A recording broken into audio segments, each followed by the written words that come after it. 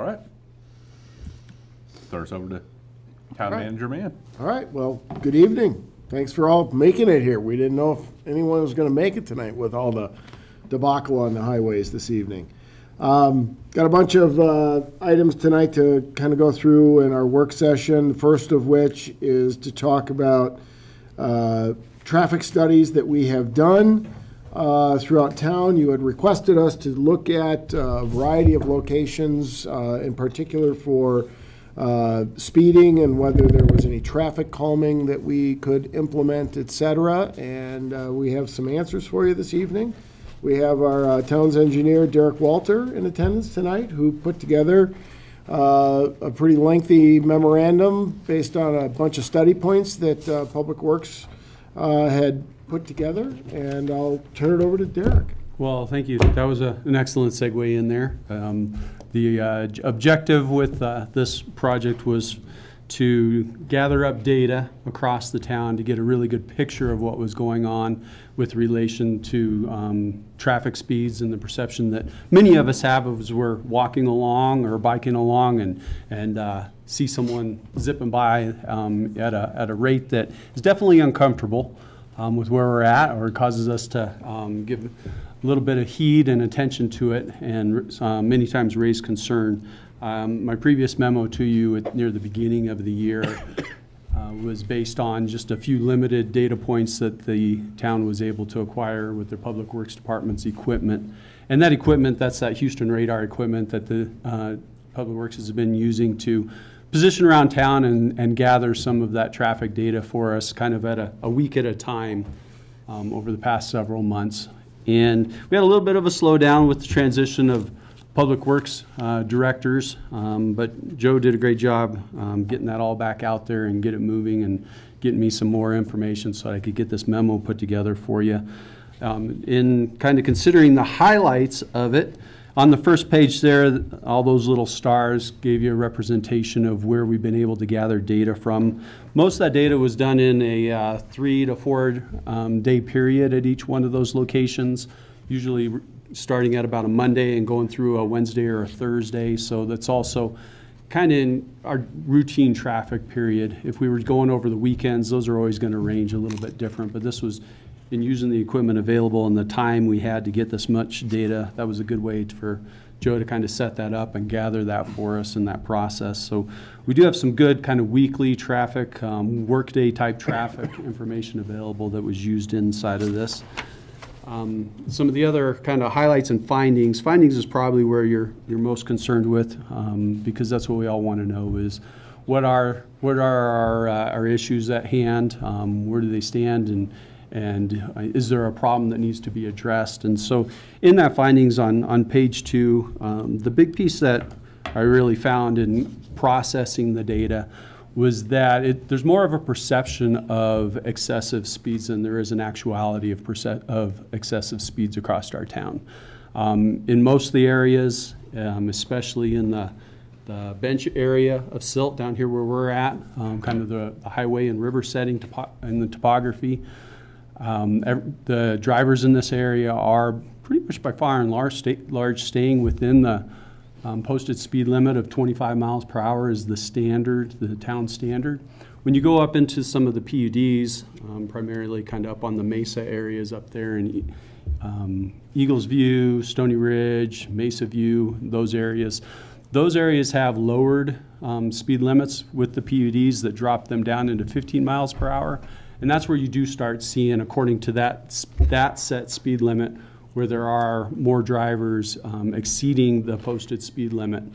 But what we were looking at inside of that is, it is an exceeding of that posted 15 miles per hour, but it's still by far and large still underneath the town's standard posted speed limit of 25. So the speeds that those drivers are experiencing, and those residents are experiencing up there, are pretty much about the same speeds that the residents down in this topographic area of town are experiencing.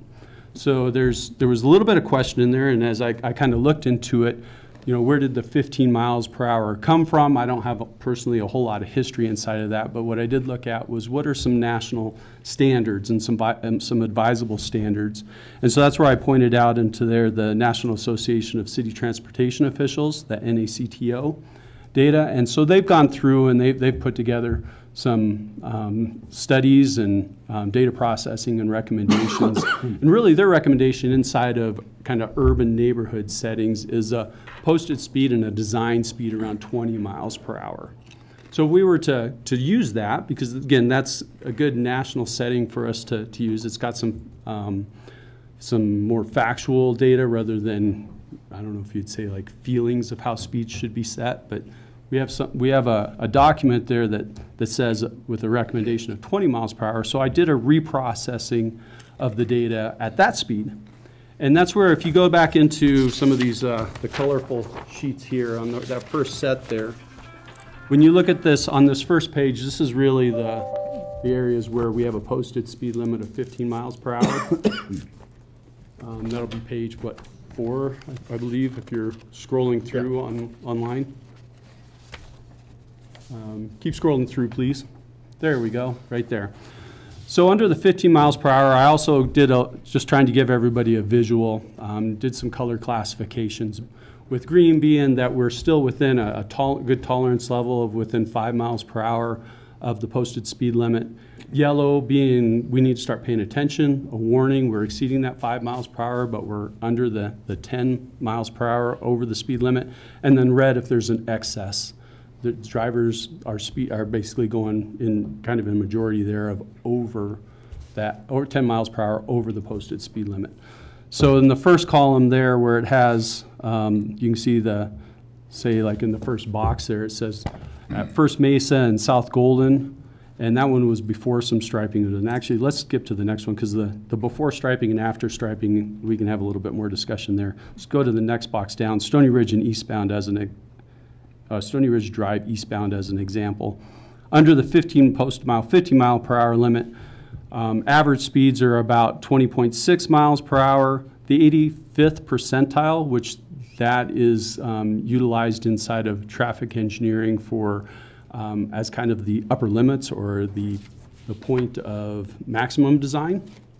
That's coming in at 24 miles per hour as an average, and then the average speeder, and this is taking everybody who's going over 15 miles per hour and finding what their average speed is, that's averaging out at about 21.7 miles per hour. So the over the limit in the whole thing, 92.7% of the drivers going through that area during this study time were over 15 miles per hour. When I reprocessed that same data at 20 miles per hour, that average, the 20.6, is now just barely over 20 miles per hour. The 85th percentile at 24 miles per hour is within a 5 mile per hour limit of the posted 20, if it was a posted 20, sorry, theoretical 20, I should say. And then the average speeder being at 21.7 is again just barely over the theoretical 20 miles per hour. And we would only be experiencing a 42.5% of drivers that are going over 20 miles per hour. So that was just to give you, I wanted to have a little bit of a gauge and a point of conversation for us all of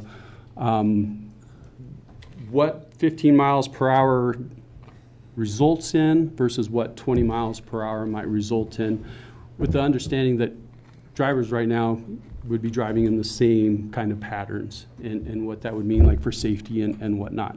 And that's the other piece too, is what the NACTO has found is that 20 miles per hour is a safe speed inside of these urban residential areas, these relatively high density residential areas.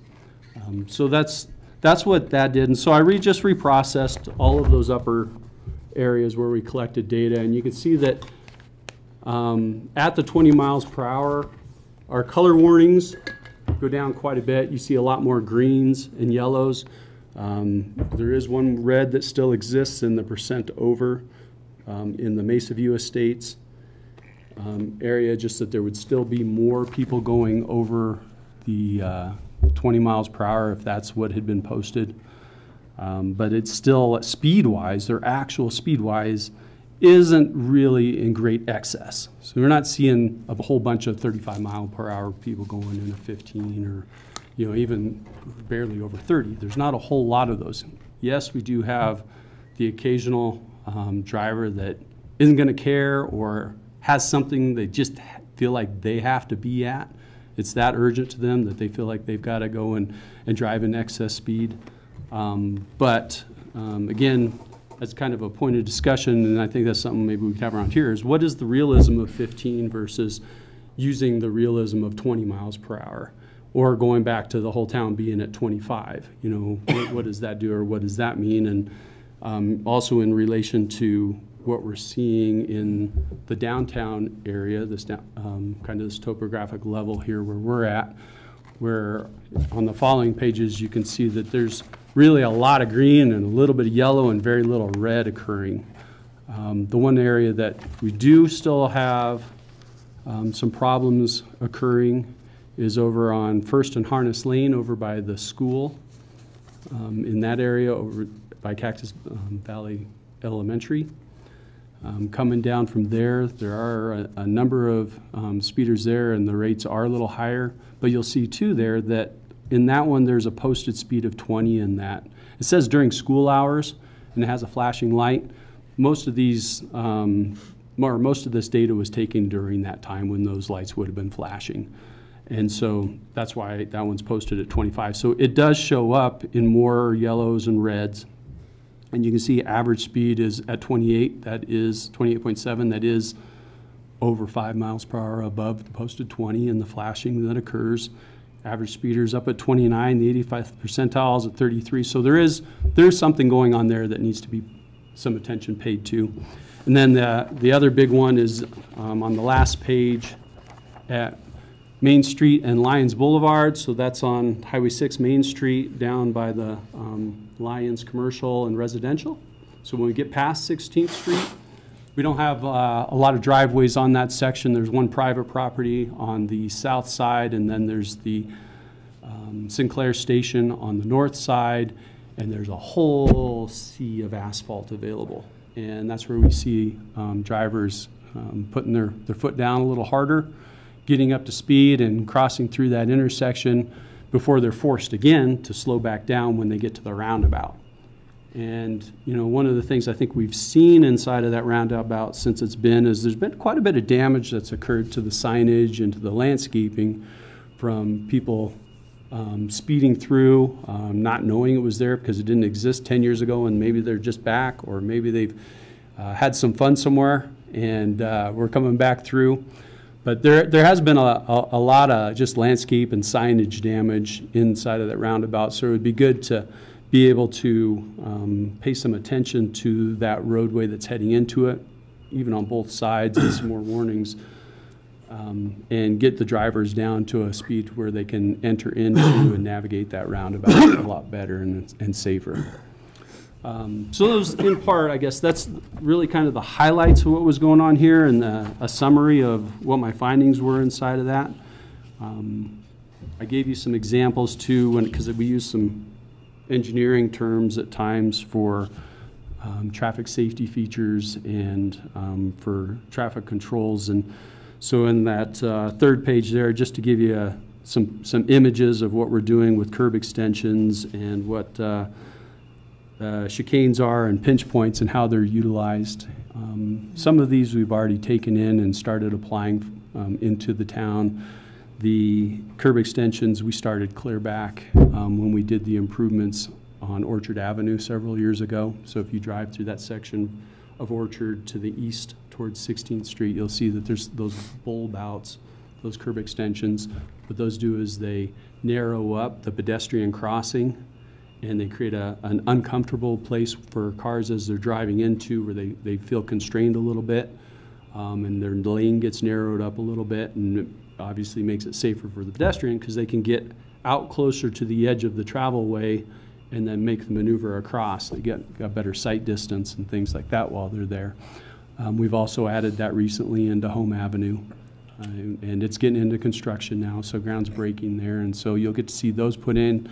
We also included the pinch points in that one because we had a length of roadway that was about 400 feet that didn't have any intersections inside of it. And so I just felt that was a good spot for us to be able to incorporate some pinch points and slow those drivers down a little bit so they don't feel like they got a runway ahead of them in that process there.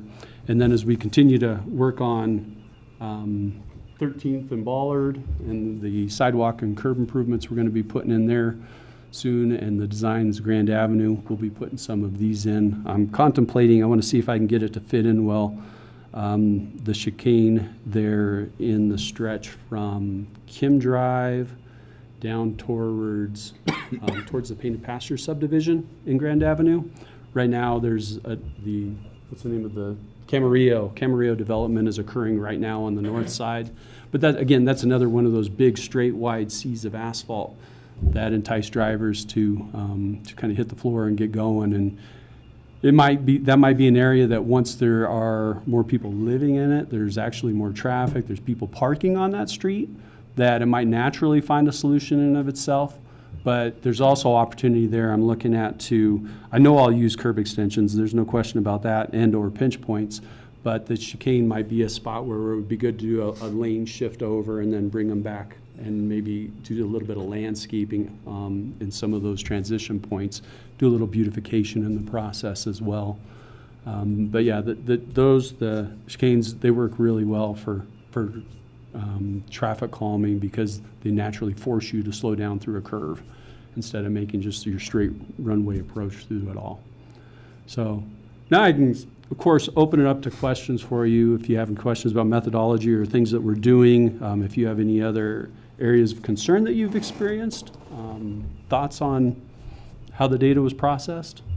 So I didn't see you didn't do one on 16th Street, kind of from like the soccer field down to Main. That one, And here's my thoughts. I mean, of course, but you got to think down the road, that's going to get worse because Stony Ridge is adding another phase, which is how many more homes up above. They're going to come down 16th Street. Cameo's all going to come down Grand and 16th. And now already it's to the point where in the morning you can't hardly get out of your driveway. You got another 175 homes in there, and they're not going to speed limit. I can guarantee you that. I mean, there's a lot of them go right through the stop sign. And that's one concern that I know our neighborhood has talked about is what are we going to do once that's all built out and we get another 7,500 cars every day. No, that makes sense. I mean, we couldn't do every spot in town, and that wasn't one that was brought up as a primary concern. We did look up the street from where that is, at 16th and M, Yeah. because there's an elevation decline that occurs. There's no intersections around, and that was another area where we had heard that there were problems. Inside in that area, again, we didn't find that there was a significant problem.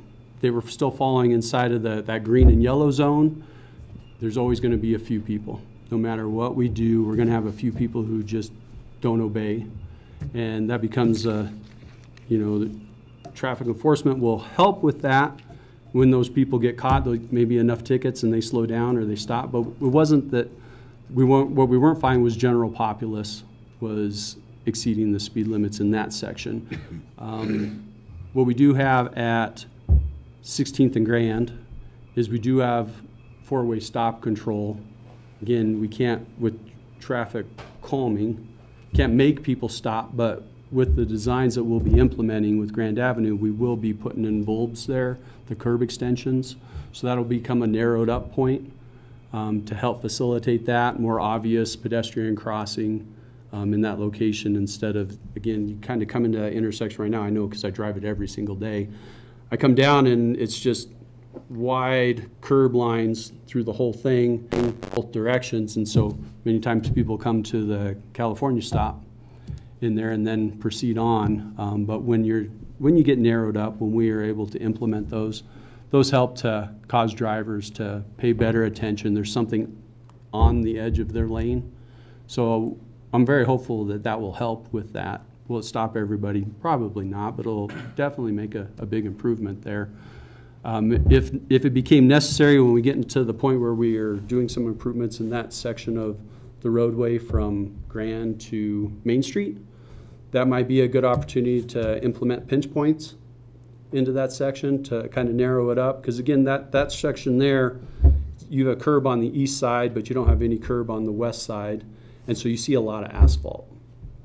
When drivers see a lot of asphalt, no obstructions, nothing on the edge, you don't have a lot of people park on that street, especially in front of, it's in front of your house there, isn't it, Jerry? There's not a whole lot of people park on the edge, so drivers are very comfortable if they're going over the speed limit there.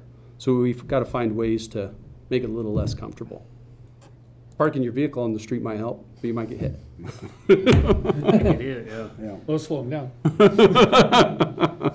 But yeah, it's what we did get. But what we did get was a pretty good spread across the entire town to analyze and see what was going on. And just there's a lot of green, there's a lot of yellow. So there wasn't a lot of indication saying that we've got a major problem on our hands. We can always do better.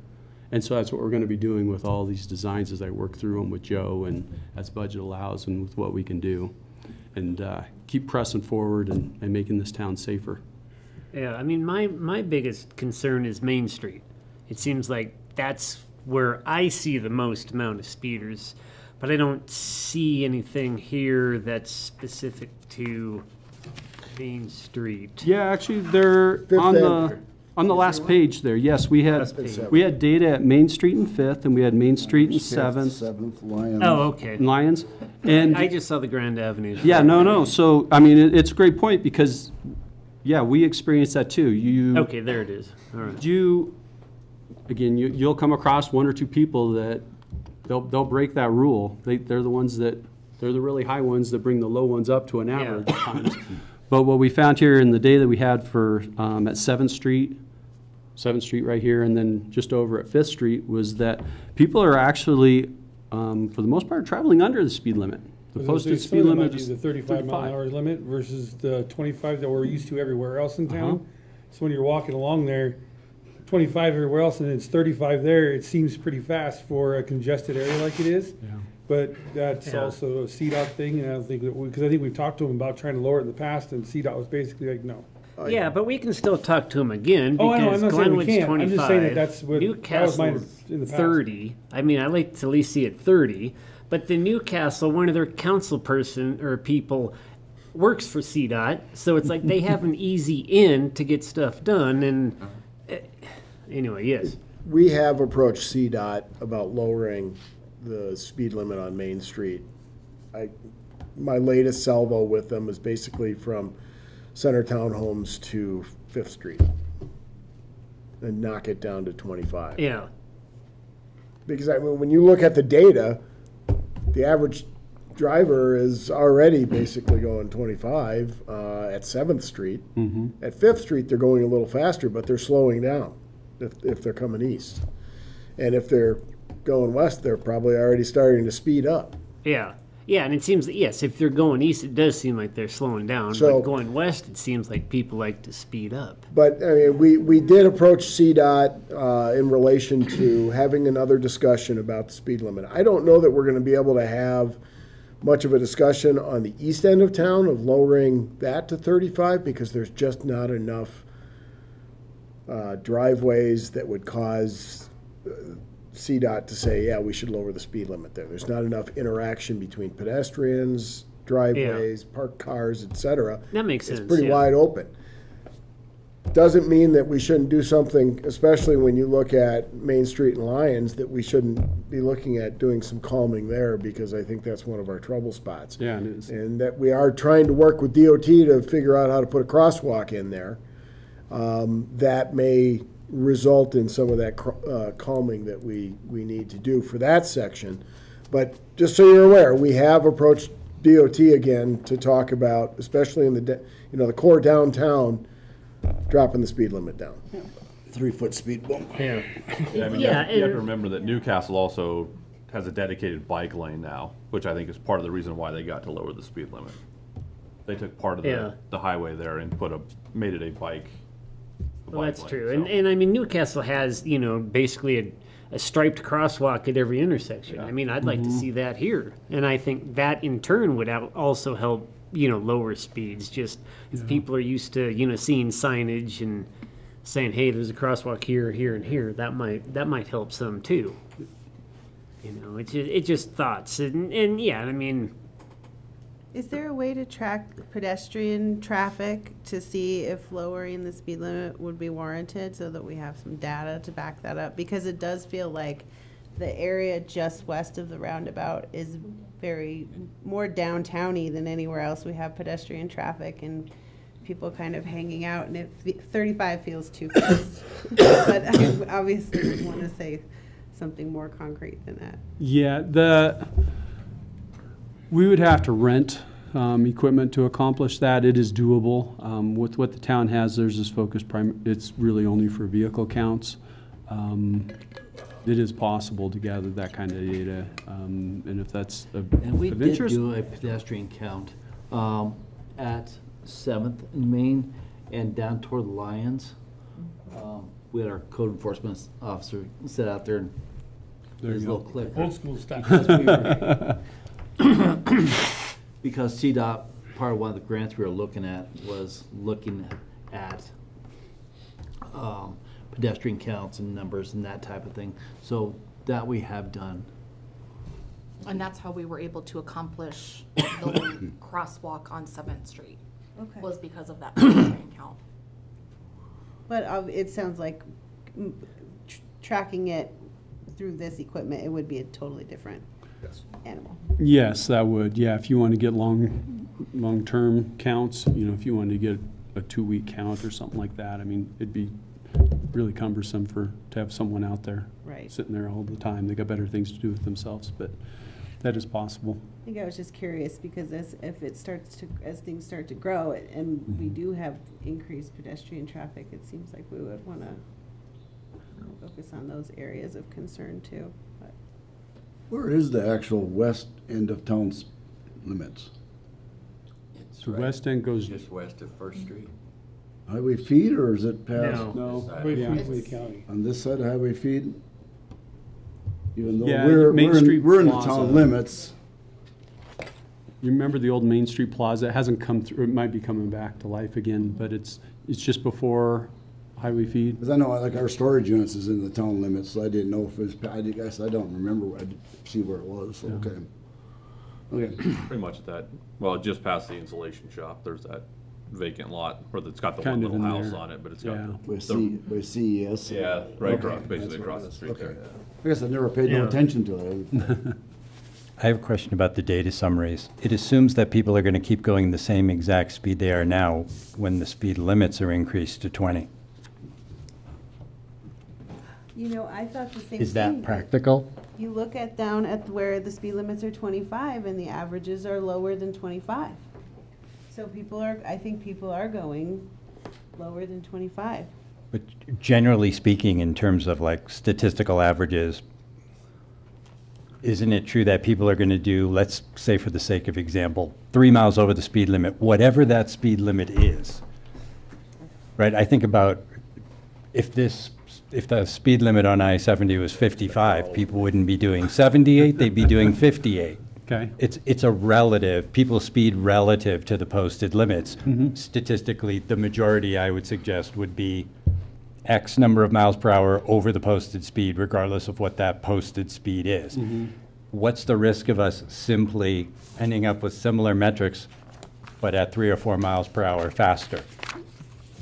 I think you're likely going to find that, you know, if I were just to take what's happening in the rest of town, because I can look at all that data and I see a pretty good range of, you know, the color, to me, the color coding really helps because it helps me to see good, dangerous, really bad. And there's, bless you, yeah, inside of downtown, we have that. I mean, we have 25 miles per hour and we have people that are pretty much still staying close to that, even though they could be going 5 miles per hour faster than the 20. So I think that's really what you're probably going to find is, yeah, some of these greens might become some yellows, but I wouldn't perceive that we're going to see a whole bunch of reds that would suddenly be showing up inside of that. That, yeah, people will maybe they'll go ahead and go 3 miles per hour over, so we would see our averages go up, but kind of that 85th percentile would probably still fall under kind of the same categories of what we're seeing in the rest of town. And those are the ones where, it's that 85th percentile becomes the big warning for us, because that's telling us that there's a large bulk of people that are getting up to those higher limits. And if we're finding those in all yellows and reds, then yeah, that's the point where we have to say as a town, we have to do something. Not we have to plan for it, but we have to do something about it. And so when I look at, on that first data summary, there's a fair number of those that in that 85th percentile that are all greens. Yeah, there's a couple yellow ones, but we'd probably maybe see those greens turn to yellows. Maybe something similar to kind of like what we see on the main downtown sections inside of there that, again, the majority of people, the average, are staying within realm, within that 5 miles per hour. And we're going to have a few of them that are a little bit higher, a few more people that are doing the 3 mile per hour over, 5 mile over. I would never do that, Chief, just for the record. But do you know how difficult it is to stay at 15 miles an hour? It's tough. Yeah. I live in a 15, and the benefit for me is when I drive up the hill, we have one of those little flashing signs up in Mesa View that tells me when I'm over, and it reminds me, oh, don't go slow. And I don't have to go very far. I'm lucky. I live right at the intersection of 16th, at the end of 16th, and where Morningstar or whatever those are, Standing Deer. So my distance at 15 miles per hour is pretty short. I don't have a big problem with it, but I see some of my neighbors coming through, and I have a boy that's living with me that he had to learn the lesson the hard way and got a hefty ticket because he was going 24 in the 15. He would have been okay any other part of town, but up there he got a $140 ticket, but that's his consequence for doing it. He learned his lesson, so now he goes 15. So it's one of those areas too. In some of these 15s, well, Stony Ridge is actually probably a pretty good example of where traffic calming exists, because Stony Ridge has that center landscape median, the divider between. So it's got kind of one-way traffic in it, but you're sitting next to a curb and vegetation. It's got bulb outs in it. It's got roundabouts.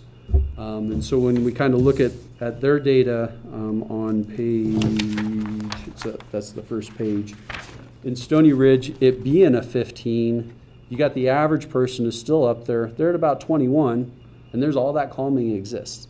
So they're staying under the town's limit by quite a bit, but staying at 15 is hard. And so we're finding that, yeah, they are up there. The 85th percentile is at 24. It's under the town's posted speed limit. Anywhere else in the town, they'd be okay by far. But in that neighborhood, they're still lower than, but the 15's just kind of pressing the issue, making it, it's like it's making speeders. Makes sense. Rather than Mr. Mayor, calming. Yes. Mr. Mayor, you have surpassed your 30 minutes for this topic. Okay. It's okay. We can keep going. Yeah, we'll keep going for a minute. I would say, to Mayor Pro Tem's that point, the opposite side of that is, I think if you had a driver go across First Mesa Drive and you stopped them at the end and asked them what the speed limit is, I would say maybe 10% of the people know what the speed limit is. People are going to drive on the streets where they're comfortable at. Whether it's, I mean, you could have a speed limit of 50, but the conditions up there are only going to let you drive at a comfortable speed of 20 to 25. And if you're trying to go across First Mesa Drive, you don't know when the car's coming the other way because the road's too narrow for parking on both sides and 2 lanes of traffic. So I think no matter what, people in town are going to drive where you're comfortable. That's also an argument for more signage. I don't think speed limits matter. I mean, it would be an argument for more signage. I think the real argument is more. Yeah, your larger point is valid. Is that if we want people to abide by these, then it really takes more enforcement. And being reasonable about the limits. Reasonable about the limits, yeah. How hard is it to get coming in the rifle, that flashing sign? It's not hard at all. I've noticed That was myself, very I'll tell you what, effective, I've noticed, yes. I hit that, but you kind of see that. I know to start with, is that something to put down by the post office? I don't know. I mean, I'm just, because I notice when I come around that corner and not paying attention, boy, that thing starts flashing up. You kind of notice. Yep. They do make you notice. There's no question about that. I think, you know, it's a style. You know, It's a start. I mean, it's a start, and it's a relatively inexpensive solution. It's cheaper than changing pavement. That it is.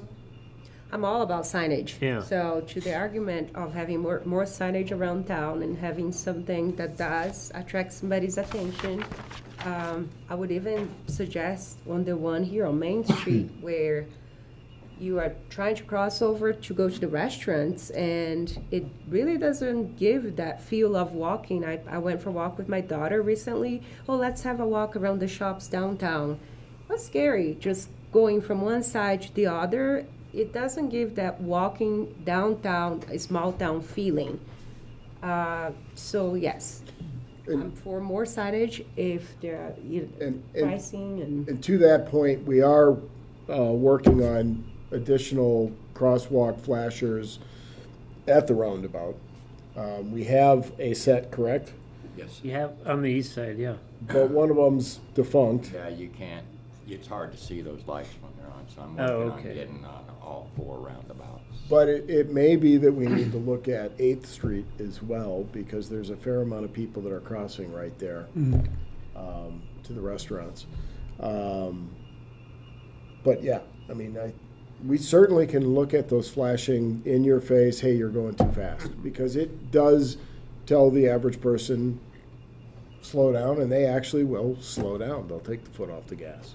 I mean, that seems to be 84% is over, so that seems to be one of our big problems. Yeah. I don't know. It's a start, a cheap start, see if it works. Yeah. And he's saying At there's, least High score. he's saying temporarily. there's a lot of damage Yeah. to the signage and the landscaping on this roundabout entering town. On the east side. Entering from on that side, and it's the same thing entering Rifle. I really try hard not to speed. I hate speeding, and that reminds me. I'm like, oh, thank you for reminding me that I'm entering a town. So I mean, and it might save money. It might save us money on all of the people hitting the signs and damaging the landscaping, not Yeah. realizing it's there. Yeah, and even signage is simple because we've talked about a 4-way stop at 16th and Orchard. I mean, that would slow traffic down. I mean, if you put a 4-way stop at 7th and Orchard, that'll definitely slow traffic down. You know, just another thought with signage. But I agree with the signage, and even coming out of the roundabout going west, there isn't a speed limit sign. There isn't a speed limit sign till you get by First Street that actually says anything. You know, and maybe, even though the speed limit is 35, maybe if we just had a sign coming out of the roundabout just to remind people that, hey. So more signage around town would be Yeah. potentially, Yes, and obviously the flip side, too much signage, then you got the sign pollution, so, you know, it's. I don't see a lot of signs. Maybe I'm missing it when I'm driving within the town. I don't see am I missing? Are there a lot of signs? You're speeding, so they're blurry. Going too fast. I'm going that fast that I can't. I know they show up probably more on your collector type roads. So Grand Avenue, there's signs on there. Orchard, it's where you don't have a lot of stop signs. So a lot of our streets in the downtown core, when you're traveling north-south, there's actually a lot of stop signs. So you don't see speed limit signs because people aren't even able to get up to speed in the 2 blocks or 1 block many times because they're like, stop, stop, stop, stop. But when you get onto Grand and Orchard, many of those through ones, that's where there are signs that have been posted there. Okay, so the logic is you're stopping for the stop sign, therefore there isn't a need really to have more speed limit signs between. Yeah, not until you've probably got 3 blocks or so to get up to speed before you have to stop again. It really doesn't. Well, that's what helps I was with always those, curious about the some of those reasoning. signs too that say 25 miles an hour unless otherwise posted. And on the city limit signs, you see a lot of times. Yeah. What are they called when it's a pedestrian crosswalk and a speed hump in one? Table. Speed Speed table, table. yeah. Speed table. Yeah, the challenge with those is stormwater management. because when you create the hump, it blocks the water, and so you have to put in storm sewer to collect the water and get it off of the road. That's expensive, and the town doesn't have a whole lot of storm sewer inside of it. So many times when we think about trying to put No, those they on, don't. say, 16th Street or We have 7th them Street, down. or, It kinda- you know, now it's First depends. Street, we don't have any storm sewer anywhere to connect to. So if we take that storm water and have to put it underground, I have to pipe it for 500 feet before I can hit a daylight point. So that becomes our problem there. But what we do have, say at like 16th and Orchard, there's a dip. Now, there's also storm sewer there because, again, you create a dip, you create a puddle. But there is a dip right there that forces you to slow down. And I can vouch for, because I drive it all the time, if you don't slow down, you're going to hit your head on the ceiling. So it is effective. And yeah, like you said, storm sewer works because Glenwood has speed tables, and they do work. And yes, there's always somebody, oh, well, you can't drive a plow over it. Well, Glenwood's had them for 30 years. You Well, can drive a plow over it. Interestingly enough, because I work with all of the Yeah, engineers there all the time as well, their experience has been the most effective tool that they've had is the flashing beacon with the your speed is. And it tells them, again, kind of like what we have there on 16th Street up near Mesa View. When you're told that you're going 35 and then you see the sign above it that says speed limit 25 and there's a red flashing light or a yellow flashing light there, it alerts you to everything. And so on Midland Avenue, where you see most of the speed tables and humps that they have in Glenwood Springs, they had put those all in first, and they weren't effective. So then when they put in the flashing signs and then periodically put in a little bit of enforcement, that's when they saw the majority of the drivers finally start slowing down. Now, you still got the same people that are going to go no matter what, and they have good suspension on their vehicles, so they don't care about a speed hump. But the signs are like in your face, it's flashing, it's semi-obnoxious, you pay attention to it and then look down and see where you're at. Yeah. So those have been what they've said. Terry Parch, who was the previous engineer, and Jessica Bowser, who worked with her, Matt Langhorst, who's the public works director there, they said that's been their most effective tool for traffic calming. Okay, well, that's good information to know, yeah. Glad I asked. I had no idea about all this storm drainage stuff. All right, we'll take the everything you've said and we'll buy some more signs, some more flashy stuff. Okay. Excellent. Well, thank you for your time. Thank you guys. Yeah. Sure. Thanks, Derek. Thanks, Derek. Capital plan and space needs discussion. You guys just wanted to avoid this discussion. I don't think we have any space needs, so we can just move on to dogs in the park. One of the things that I think I said that I was going to try to do for the town as I came into the position was improve some of our long-range financial planning. And one of the first steps is really to look at the overall capital plan of what's out there. And so we've taken opportunity to put together a first blush look at what a 10-year capital plan would look like for the town. There's some rather dramatic numbers in there. I think the biggest thing to take away is there's a lot of projects out there that we included that there's been no buy-in by the town board. There's been very little discussion on, but we're putting them out there because, staff is recognizing that there's a need. And, when you look at this capital plan, there are a number of projects that make up more than half of this total capital plan. And when you think of the pedestrian bridge at costing somewhere between $18 and $20 million, wastewater improvements at the plant that we're estimating at $10 million, the finishing up of the construction of the water treatment plant at $12 million, and then we threw in there the space needs for not only police department, but town hall, but also public works. That's another $10 million. Those are big ticket items. Take all those away, you still have a rather significant capital improvement plan that is primarily streets and parks. I think one thing I would point out is that the Housing Authority, we have a payday coming up at some point that we have to deal with. We have to make some improvements into that facility in terms of plumbing and electric. that we're going to need to do. That estimate is about $1.5 million, of which the senior housing doesn't produce enough cash for us to be in a position to be able to do that. So we're gonna have to find that money somewhere. Otherwise, it just falls back to the taxpayers, and I'm not sure that that's necessarily what they do as well. I know the town has had capital plans in the past, but they've never really married up the expenditure side with what the purported or what the revenues were going to be. And it's important for us to be able to look at what the revenue sources are going to be to say, hey, we can put anything that we want down on paper to say we're going to spend this, but if we don't have the money to do it, we're not going to be able to do it, or we have to go out and find the money. So that's part of this exercise. Again, I think probably of all the projects out there, the one that you have had the least amount of input on is a discussion about the space, the facilities for the town in terms of office space, police department space, public works space, et cetera. And that's probably one of the larger items, and we've got it on the plan relatively quickly. The police department is absolutely out of space right now.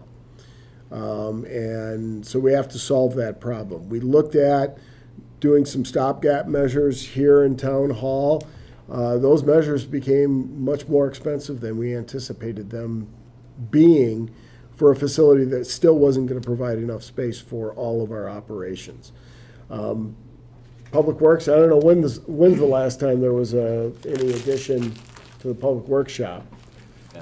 It's been a hot minute at Public Works. We're buying, we have good equipment, and the fact that equipment is sitting outside in the yard, it reduces the life of that equipment. It makes it harder to keep it running and keep it operational.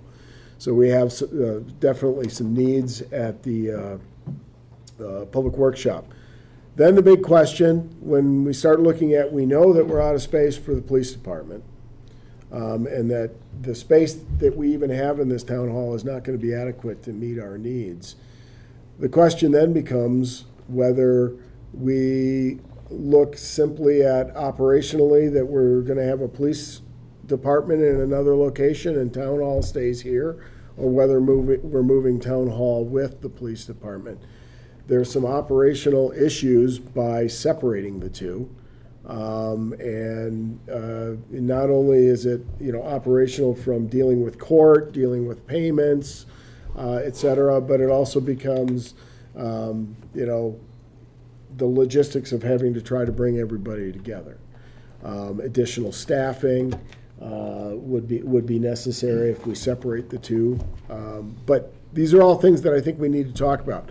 We have included in 2025 for a project is to look at space needs. We had dollars programmed in the 2024 budget to do some improvements here. At this point, we're suggesting we really don't do those improvements and we use those dollars to actually do a real space needs study to determine the space that we need long term. But then we're also in a position, and Chief talked about it at the last meeting, we're also in a position where there's limited space in the community for where we can locate facilities. And there's an opportunity for us to perhaps pick up a piece of land over on First Street that could house not only the police department, town hall, but also, as you recall, the fire department is looking at relocating their station. So there's an opportunity where we could collaborate on that. And so we've included that in the 2025 plan.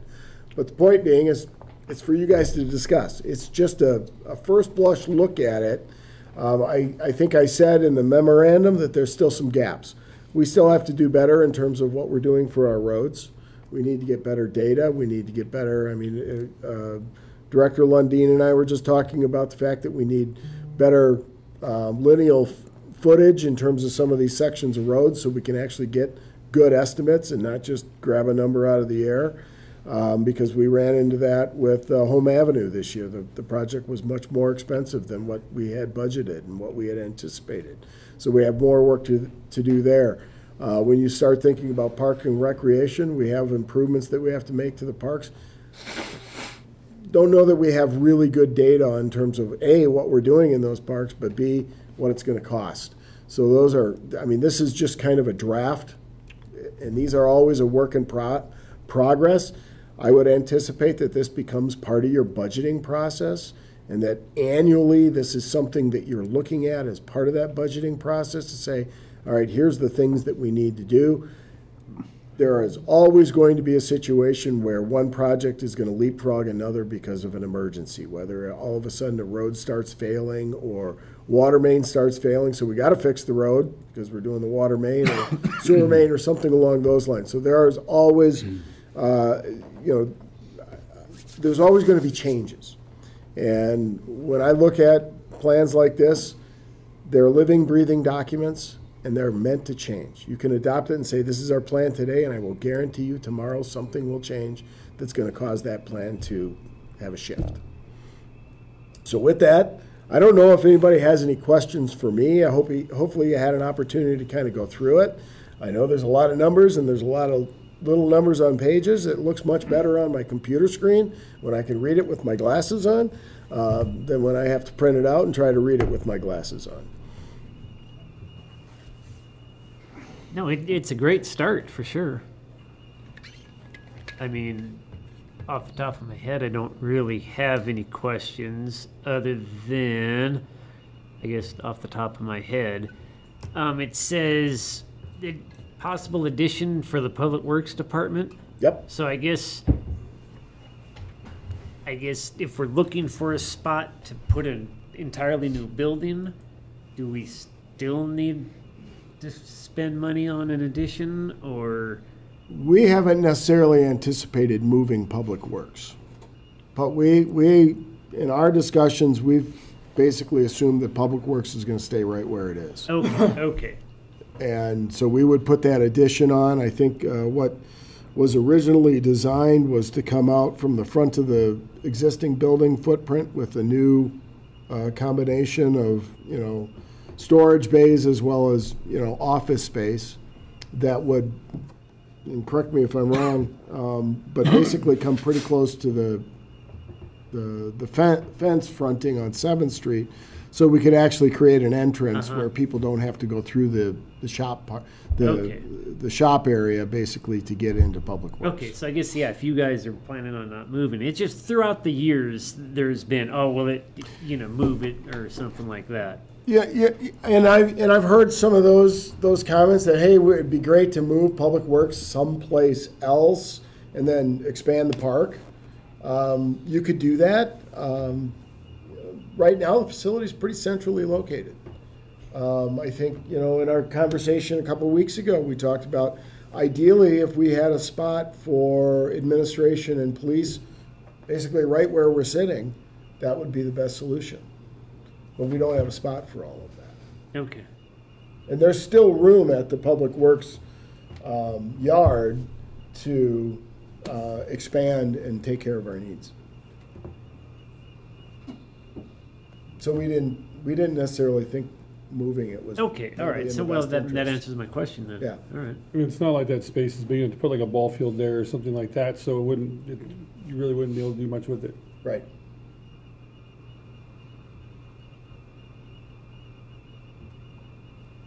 And to do something different ground-wise with turf or something in there, as long as it's been up what it is, it would take a lot of work to get something like that done too, probably.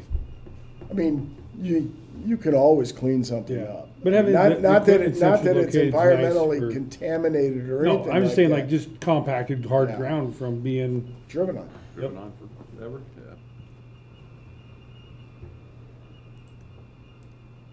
But and Chief, I don't know if you want to jump in on the logistical side again. We talked about it at the last meeting, but the issues of separating police from town hall. There are going to be logistical issues we have to deal with if that's the direction we choose to go in. I truly believe that we need to seriously look at a combination police and town hall.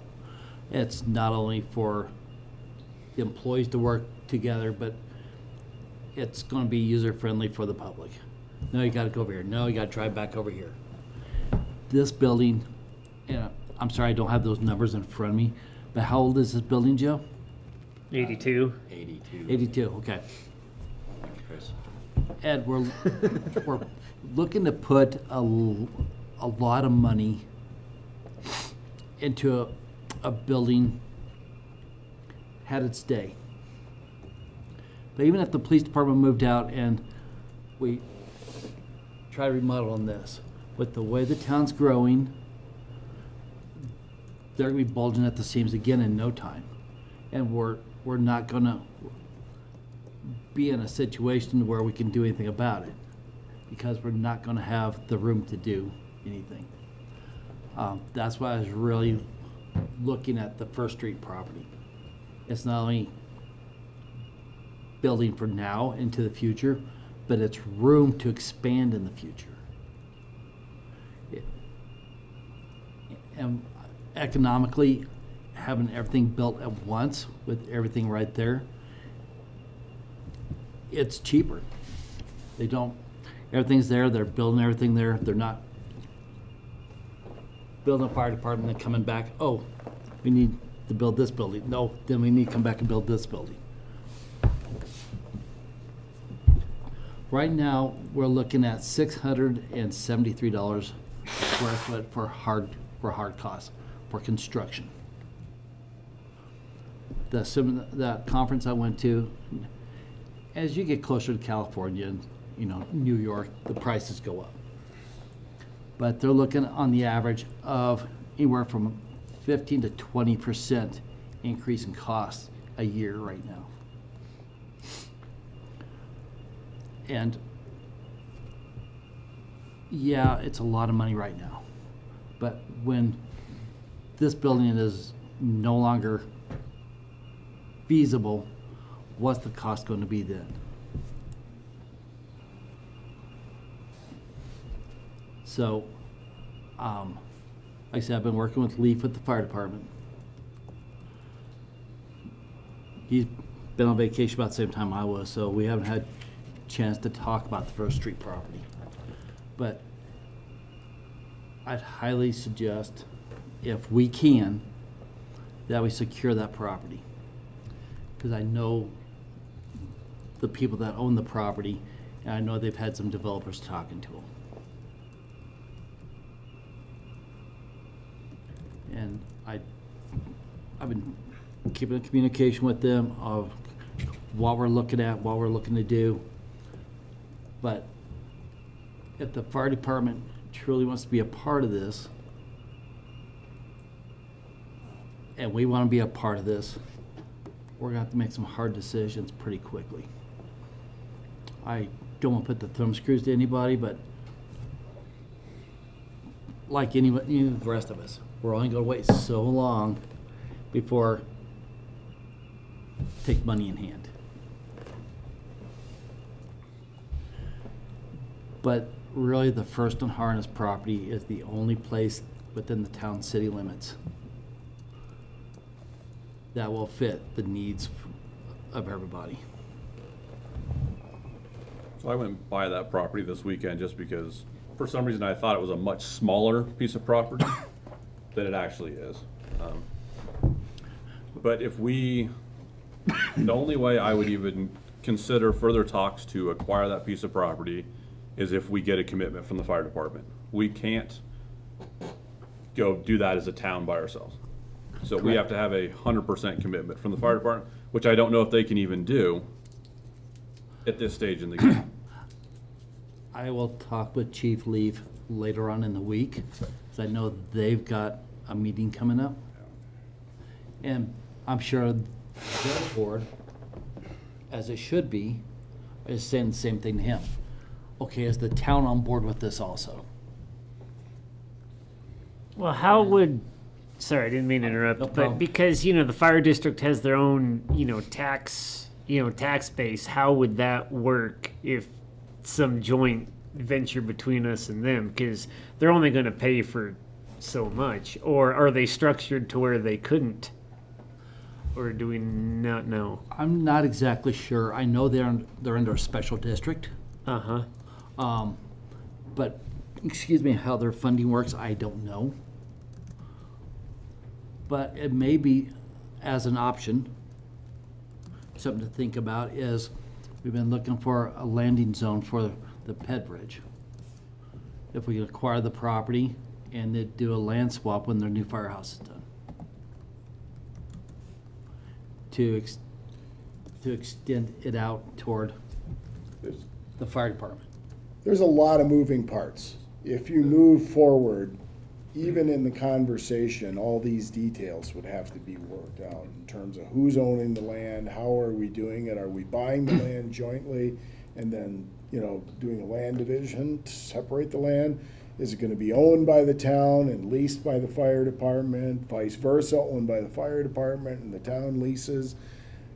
None of us probably want to be in that situation. We'd rather have ownership of the, you know, the footprint of where our building sits. That's what I was kind of. And so the likelihood is that you would be in a situation where you'd buy the land and then you'd split the land in whatever equitable fashion that you needed to do, so that there would, you know, from one parcel there would become two.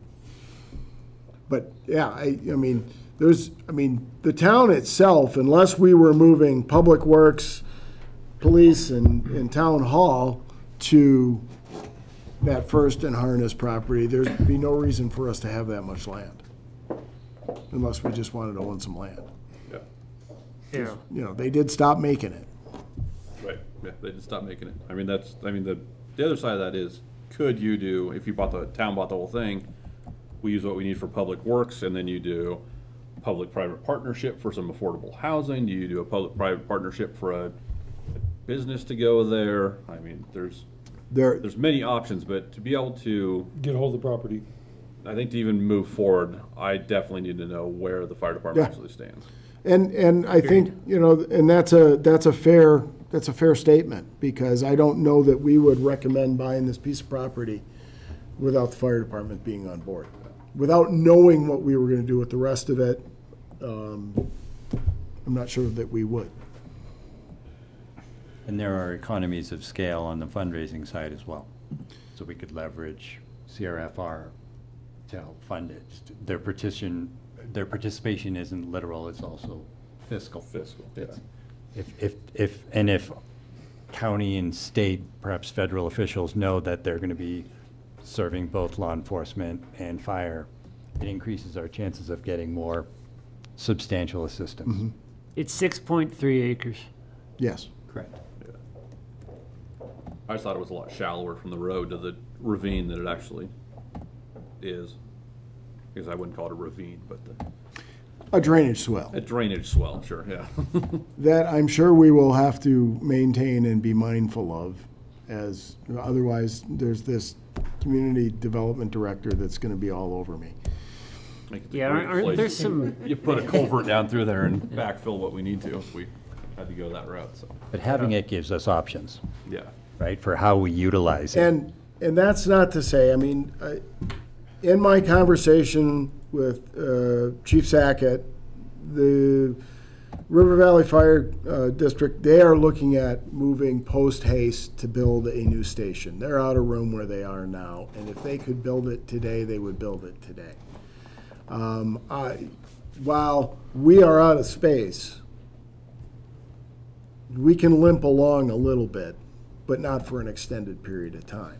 We could limp along to the point where we have the land, and we start thinking about, okay, how do we build the complex right, and do we have to do it all at one shot, or can we do it in phases?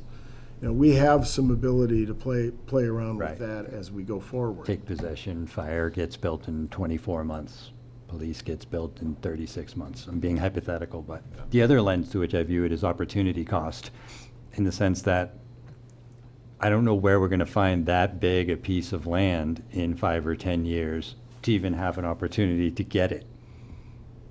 It gets harder. Right. They're not making any more, as you noted. And then we're going to have to diverge operations and split the police out, be further separated from fire, potentially have Public Works further separated. Mm-hmm. That seems a disservice to the people. Yeah. And what about the property behind Cactus Valley Elementary? Because I know at one time the school district thought they could build a middle school there, but they need X amount of acreage, and that's too small. Is there any way We would spoke with them. Yeah, and would they- there? At this point in time, they really weren't too interested. Okay, so you have contacted with them just to see. Okay. Long-term, there'll be a disposition of that property. I just don't know what it's going to Yeah. be. Whether it's going to be, expanded school facilities, I don't know. I'm not sure they know either, but they're just not, at this point, haven't expressed any interest in letting any Okay. of that go. Yeah. I just didn't Kind know. of, and that's kind of been their stance. It seems like with all property that they have, including Oh yeah, storage the Roy Moore. Let's That's. say storage yeah. for projectors that'll never be used. I know we haven't gotten very far with that property, but I thought didn't know if we'd asked about that. We're- one. We're working. We're working on Roy Moore. We're continuing to have conversations and try to figure out, the school district has needs, and we can help them accomplish some of those needs along the way through, our subdivision and land use platting and zoning, et cetera, function. So we just need to work together with them to say, all right, what do you need in this area, and we can work with them. When I, met with the superintendent, they're holding onto that property. Is there ever going to be another use for it for a school? Probably not. So then what are they doing? What are we doing? It's one of those kind of conversations where at least there's a dialogue going right now. Yeah. No, I was just curious. Like all the vacant property, like even that Roy Moore property, the area that's used for parking for the concerts. I mean, shoot, that would be. I don't know if that would be a possibility down the road. Put PD town hall right there. Then you're right next door to Public Works. Then everybody's Oh, they'd be centralized bigger. there. I'm just yeah. We probably need to turn that into a parking lot. It just seems like we need to look at all these possibilities. So, but I think step number one is we need to formalize looking at our needs. I can sit and I can come up with estimates all day long. I'm not a professional. Yeah. I don't know how much additional space you need to just have, our foyer out here in an average building, and, what do we need for public facilities, et cetera.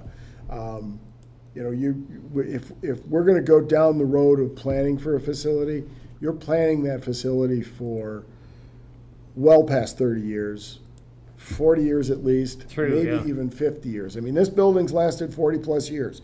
We're bursting at the seams, but it's lasted 40 plus years. And look at the iterations it's gone through. It used to have ambulance base, doesn't have that anymore. But one of our biggest issues with this building right now is ADA accessibility. Yeah. That's a problem. And we're lucky that we haven't had any issues with ADA accessibility up to this point. Anything else we do in this facility, we have a lot of ADA work that we're going to have to do. And we started down that road, but again, those costs got much greater than what we had anticipated that they were going to be. And when you start looking at, is it worth, spending $500,000 on a building that we might end up throwing away? Probably not. That's not necessarily a good use of funds that we're stewards of. But I think, number one, we need to kind of formalize our look and say, all right, here's what we need to start planning for in terms of space. Number two, I think working with the fire department, we should probably formalize obtaining some land that we have something to build on eventually. It's not saying we're going to do it today, tomorrow, or the next day, but it's something in the future, and we at least have, locked up facility location. Yeah, I think it would be a benefit to have that property because even if you don't use it for town hall, like senior housing, because, I have a lot of concerns about senior housing because it's the same boat this building's in, about the same age, and it has a ton of problems, and we're going to have to spend a bunch of money on that someday too. So, and that's why I'm thinking the land would be valuable, because even if we don't use it for fire station, police station, town hall, maybe there could be a possibility for some future senior housing, or many possibilities.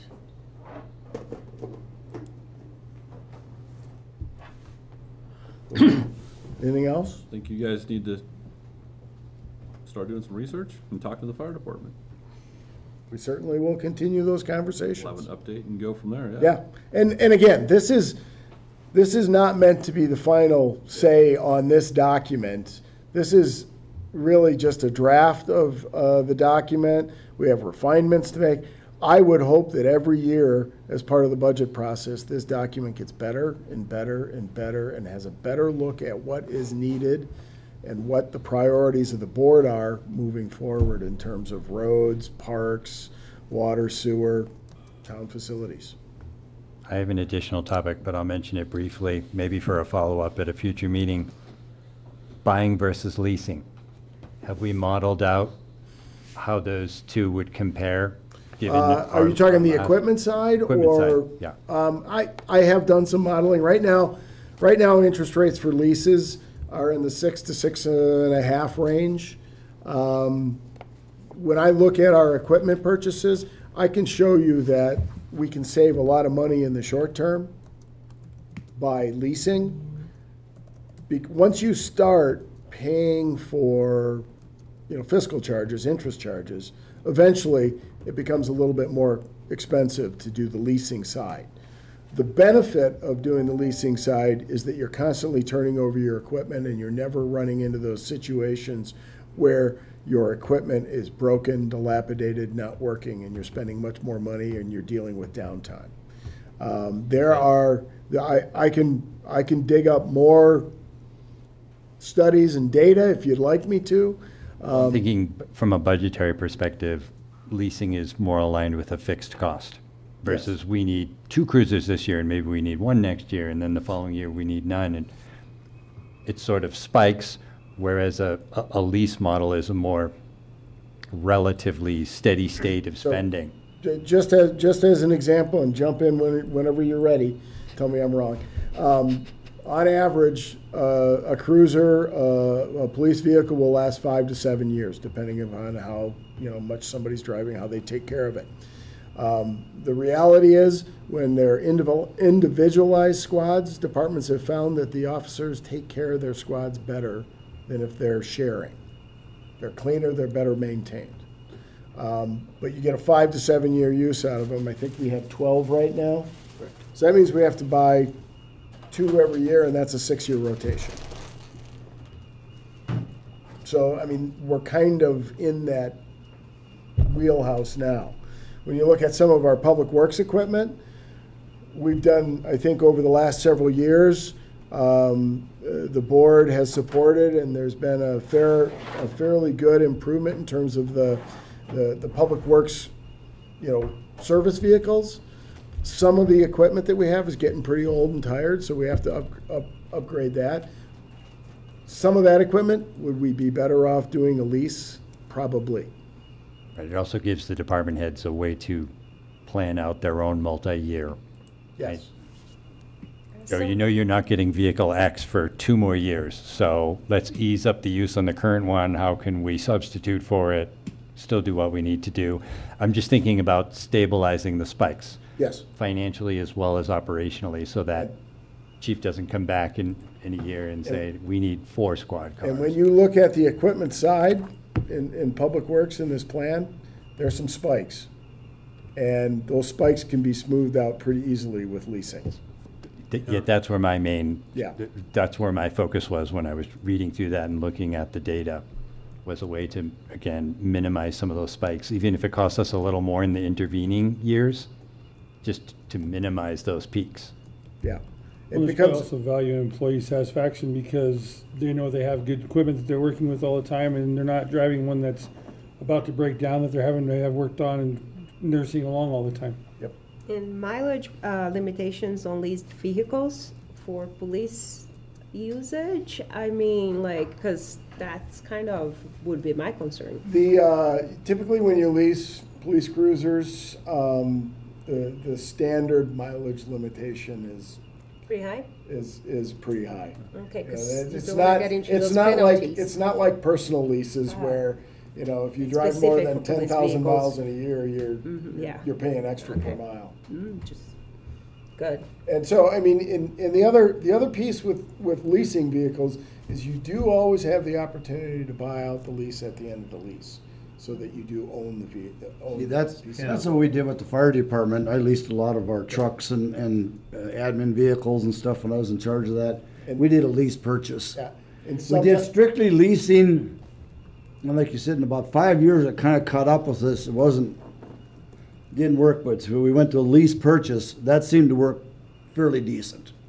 And it gives you the opportunity that if the vehicle is maintaining its value and not being an operational problem, then maybe it makes sense to keep it. Because lease purchase, then some of that lease money goes towards, you know, it seemed to work a lot better than strictly leasing. Yeah. But that's an option. So I thought I was going to be done on time for the dog discussion, but we ran a little long. That's my fault. I brought It's it up. not your fault. No, it was on. We're blaming Derek. Because Derek's in no line. longer, not Get in you, line Derek. this week. Derek Walton. Yeah, the other We're blaming Derek, Derek Walton. 'cause he Either messed of up. both. Yeah. Yeah. But there'll be more to come on that, and we can model some other things. And I think part of our budget discussion this year, as we're talking about some of our equipment purchases, we will talk about whether leasing would make sense for some of the equipment purchases that we have coming down the pike. Sounds interesting. Pretty good. All right, the last item on the work session agenda. Later on in the agenda for tonight's discussion, we have some cleanup ordinance that deals with the parks and in particular dogs. I wanted to just have a brief discussion to kind of grease the skids a little bit about the discussion that's going to come up. Right now, dogs are allowed in the parks as long as they're on a leash and they're on a trail. The question that I will raise is, do you want to loosen that dogs are allowed in the parks on a leash, regardless of whether they're on a trail? It doesn't change the fact that people are supposed to clean up after their dogs. They're supposed to do that anyway, so that doesn't change, but it does change the dynamic that people can have dogs in the parks, not necessarily directly on a trail. We also have in the code provisions that during special events, dogs aren't allowed in the parks. So if we're having a special event, you're not bringing your dog. And I think, we had a rather spirited discussion staff-wise as to the merits of both. And I think as a consensus from the staff's perspective, it was especially during special events, you don't want to change that you just don't have dogs. Because there's too many unknowns going on with kids running around, food, et cetera, that having dogs during those events might not, just probably still wouldn't be in the best interest. But I wanted to bring up whether there was any desire by the board as to loosening dogs in the parks. I mean, just briefly, I looked at all of our neighbors, and City of Glenwood, because I'm on their website right now. Dogs and pets must be on leash under control. Owner must pick up waste. That's their rule for it. But City of Grand Junction is the same way. Town of Newcastle doesn't say anything about parks. It just says dogs must be on a leash, period. Inside town limits, period. But Rifle does say dogs are not allowed in the parks other than their dog park. So, I mean, all the neighboring communities. It's exactly, but and I would have to agree on, if you have an event in a park, it's probably not a good idea to have dogs. But as a general rule, let them, if they're on a leash and the owner's taking care of them, yes, because I see people a lot, walking their dogs through parks. And yes, the worst thing in the world is to have, a dog do its thing, and some kid rolling it. But, people need to be responsible for their pets and clean up after. Well, and that's as we've had these discussions, that's probably the biggest point of contention is it's not the dogs, Yes. it's the dog owners. Yes, and it's not the dog owners, but I was happy the last time this discussion came up because Chief Kite's like, well, it gets in the mower tires, and it's like, that it shouldn't matter. Who cares about the mower tires? We need to concentrate on the citizens. So that comment kind of irked me, but anyway. So mine is, you might love your dog, but I don't. And for our citizens, we have given them a dog park to take their dog to. So, special event, we're going to say you can't come to a special event such as a concert, but go ahead, and the baseball game is not a special event, so go ahead and bring your dog. What's the difference between a soccer game or a baseball game or a horseshoe tournament versus special event? But it says dogs need to be on the leash and on the trails in the park. So if you're going up 7th Street, yes, by all means, walk your dog on that park because we don't have a sidewalk along the street and it's a busy road, you have speeders. So your safest option is to walk on the path in the park. So that's what I'm saying. I'm not saying let them run free. I'm saying use our existing code that says, keep them on the leash and keep them on the trails. And on the trail. And yes, I understand some of the trails are 4 feet wide and your leash is 6. So the dog's going to be in the grass some anyway. But I'm just saying I don't want us to see where we just outlaw it 100% because... No, I say keep it at, I'm in favor of keeping it as is, but I don't want to Yes, see I'm people in favor. walking their dog through the middle of... Yes, I was just Roy using Moore that as and an soccer field. example. And I see your Or point. 16th Street. Yeah. That happens enough where people go there and take their Yes. dogs off the leash and use them as dog parks when Yeah. we've already furnished that. Or we include sports games as Special events. special events. I think that at that point you're going back to the rule because we have a special event almost every day Well, at almost every park. that's true. And I'm just thinking out loud, but even like heyday. If you were to keep the dog on the path, which I know that's highly unlikely because of everything. If you could keep it in the designated area, Yeah, it might need, I was just thinking, if you just kept it on the perimeter, but I see what you're saying, where, one versus the other. Because we've had instances where, people have been, donating stuff to the town and people are like, well, you can't have your dog there, and then they get mad. Yeah. It's like, so. But so, to avoid that, but those are just, I think we'll have further discussion during. I know, I know. Just wanted to tee it up, Okay. as a discussion point. As I said, in our management team meetings, we've had spirited discussions about the pros and cons of either. And so, there's no absolute one way or absolute the other way. And so it's up to you guys. Can I ask, since we have couple more minutes? Yeah. What technically qualifies as a special event? Because I agree with Mr. Mayor's point that walking I the think dog for the people. way we defined special event was like party at the pavilion, heydays, movies in the park. Those were the special events. We didn't necessarily, in our minds as we discussed it, talk about a soccer game or a baseball game. But we could articulate that. We certainly could articulate that. Well, sorry, I didn't mean to interrupt, but the tree lighting, it's not in a park. It's, and I see a lot of dogs down there during the tree lighting, so I guess there's an example that, but it's not a park, so, but still, it's a special event. So would they be, Because it's not in a park, then it's probably okay, then, because it's not in a then park. that would be okay, but Yeah. it runs into the same genre of discussion.